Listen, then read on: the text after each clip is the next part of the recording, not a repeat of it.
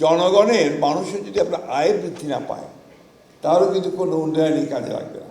আমাদের সবাই আমরা সবসময় কথা বলি যে বাংলাদেশের গ্রাম যদি উন্নয়ন হয় তাহলে বাংলাদেশ উন্নত হবে, তাই না? কিন্তু দুঃখের ব্যাপার হচ্ছে যে আমরা মুখে যতটা বলি, বক্তৃতায় যতটা বলি, কাজে ঠিক ততটা আমরা করি না। এটা আমাদের একটা সমস্যা আছে, তাই না? সরকার সবসময় চেষ্টা করে যে আপনার গ্রামে স্কুল হোক, রাস্তা হোক, আপনার বিভিন্ন উন্নয়নমূলক কর্মকাণ্ডগুলো হোক, কিন্তু জনগণের মানুষের যদি আপনার আয় বৃদ্ধি না পায় তাহলে কিন্তু কোনো উন্নয়নই কাজে লাগবে না, তাই না? তো এই জিনিসটাই আমাদের আজকে আমি যতগুলো আলোচনা শুনলাম, আমার কাছে মনে হয়েছে যে বিআরডিবির মূল কাজটা হচ্ছে ওই জায়গায় যে জনগণকে সম্পৃক্ত করা, জনগণকে সংগঠিত করা, তাকে প্রশিক্ষণ দেওয়া এবং প্রশিক্ষণের মাধ্যমে যে পণ্য সে যে জিনিসটা সে উৎপাদন করবে সেটাকে বাজারজাত করে আয় করা, তাই না? এই কাজটা আপনারা ইতিমধ্যে করছেন। আপনাদের আমি যে শুনেছি এখানে আপনাদের প্রায় 1,81,000 সংগঠন আছে সারা দেশে, বিশাল ব্যাপার একটা। এবং একই সঙ্গে প্রায় 54 লক্ষ সদস্য আছেন আপনার এই সংগঠনগুলো। এটাকে বিশাল শক্তি। এই শক্তিকে দিয়ে কিন্তু আমরা বাংলাদেশের চেহারা আমূল পরিবর্তন করে দিতে পারি। আমাদের বোন মিতু বেগম গাইবান্ধার তিনি কিছুক্ষণ আগে যে গল্প আমাদের সামনে করলেন, এই গল্পটা মনে হয় যেন একটা আপনার রূপকথার মতো, কিন্তু ঘটনাটা সত্যি। তিনি সেটা প্রমাণ করেছেন তার নেতৃত্ব দিয়ে, তার বুদ্ধিমত্তা দিয়ে এবং বিআরডিবির সঙ্গে সহযোগিতা নিয়ে, তাই না? তো আমরা তাকে ধন্যবাদ জানিয়েছি। আপনার ওই সময় হাততালি আরও বেশি দিলে আমি আরও খুশি হতাম, তার জন্য তার থেকে বড় করে না হয়। আমাদের বাংলাদেশ তো ছোট্ট দেশ একটা, এবং এটা এখনও কিন্তু আপনার খুব লিস্ট ডেভেলপ বলা হয়, এটা একেবারে কম উন্নত। আমাদের মানুষ অনেক গরিব, গ্রামে, ঠিক না? অনেক গরিব মানুষ। আমরা এই দারিদ্র্য থেকে উঠতে চাই।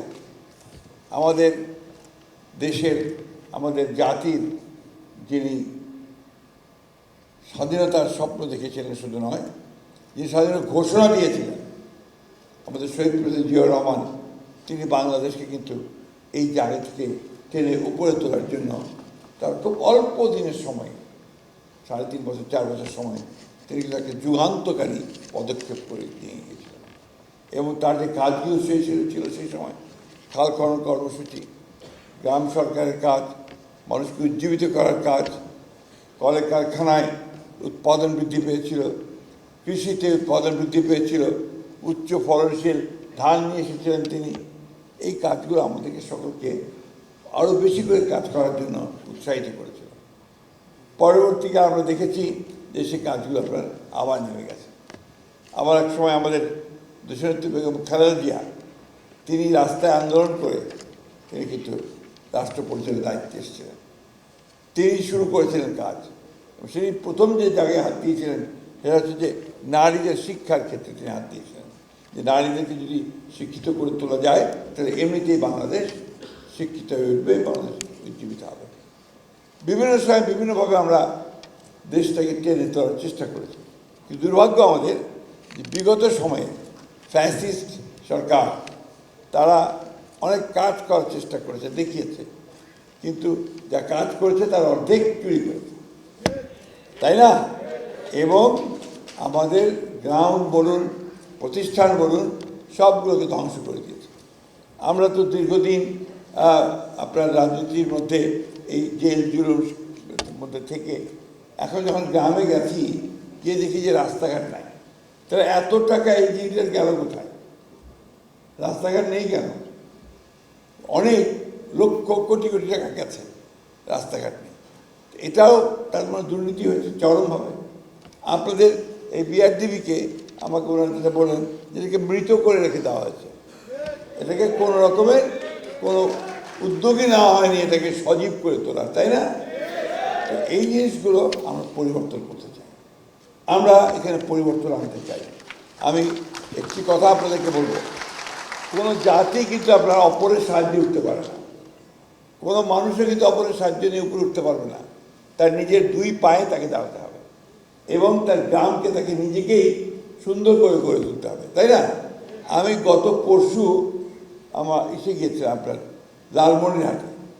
লালমনিরহাটে একজন খুব কর্মী পুরুষ আছেন, তার নাম হচ্ছে আপনার আসাদুল হাবিব দুলু, অনেকে নাম শুনছেন আপনারা, মন্ত্রী তিনি একজন। তার কাজ হচ্ছে মানুষকে সংগঠিত করা। আমি দেখে অভিভূত হয়েছি।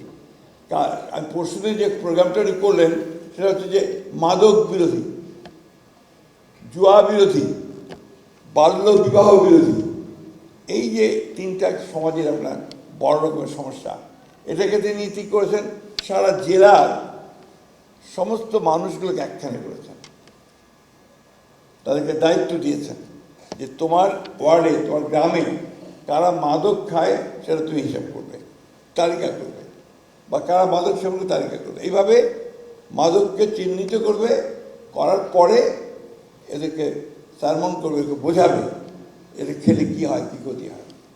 যখন তাও যদি কিছু ভালো হয় বলো, না হলে তাকে নিরাময় কেন্দ্র করা হবে, সেখানে নিয়ে আসবে। তাও যদি না হয় তখন তাকে আইনের আশ্রয় দেওয়া হবে। এই আন্দোলনটা আমি এই জন্য আপনাদের সামনে বললাম যে আপনারা যারা বিআরটিভির সঙ্গে যুক্ত আছেন, যাদের এতগুলো সংগঠন আছেন, এতগুলো মানুষ একসাথে কাজ করছেন, এই আন্দোলনের সঙ্গে আপনারাও কিন্তু জড়িত হতে পারেন, তাই না? এবং মাদক কিন্তু আমাদের খুব বড় ক্ষতি করছে। বাল্যবিবাহ আমাদের মেয়েদের একটা নাইট মেয়ার, এদের জন্য একটা সবচেয়ে ক্ষতির কারণ। সেই অবস্থা থেকে আমাদেরকে লোককে বুঝিয়ে এখান থেকে সরিয়ে আনতে হবে।